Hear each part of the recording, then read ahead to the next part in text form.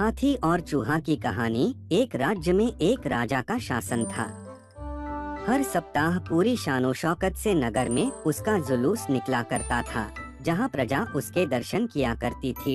एक दिन एक नन्हा चूहा उसी राजमार्ग के किनारे किनारे कहीं जा रहा था, जहाँ राजा का जुलूस निकलने वाला था। वह चूहा था तो छोटा सा, मगर उसका घमंड बहुत बड़ा था और वह खुद को सर्वश्रेष्ठ और महान समझता था। कुछ देर बाद राजमार्ग से राजा का भव्य जुलूस निकला, जिसे देखने लोगों की भीड़ लगने लगी। राजा अपने पूरे दलबल के साथ था।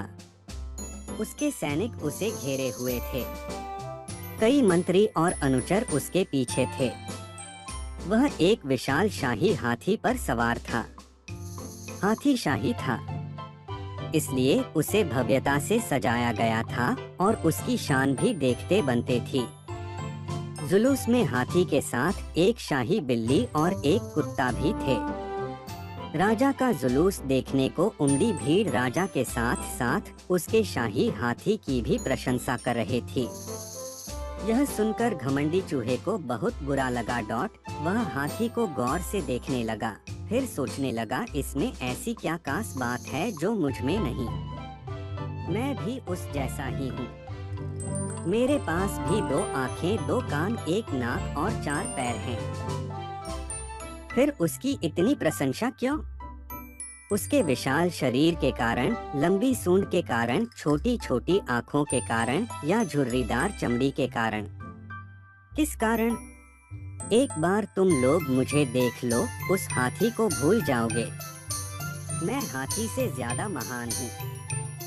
चूहा ये सब सोच ही रहा था कि शाही बिल्ली की नजर उस पर पड़ गई और उसकी लार टपक गई। जुलूस छोड़ वह उसकी ओर लपकी।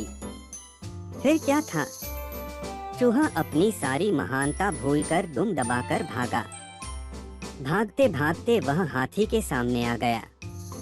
आगे बढ़ते हाथी ने उस पिद्दी से चूहे को देखा तक नहीं और अपना विशाल पैर उठा लिया। चूहा उसके पैर के नीचे कुचलने ही वाला था, मगर किसी तरह उसने खुद को बचाया। वहां से बचा तो खतरनाक कुत्ता सामने था, जो उसे देखकर गुर्राया। चूहा पूरी जान लगाकर वहां से भागा और राजमार्ग के किनारे स्थित एक छेद में घुस गया। उसका सारा घमंड उतर चुका था। उसे समझ आ चुका था कि वह इतना भी श्रेष्ठ और महान नहीं। सीख, किसी से मात्र रूप रंग की समानता हमें महान नहीं बनाती। महान हमारे गुण और कार्य बनाते हैं।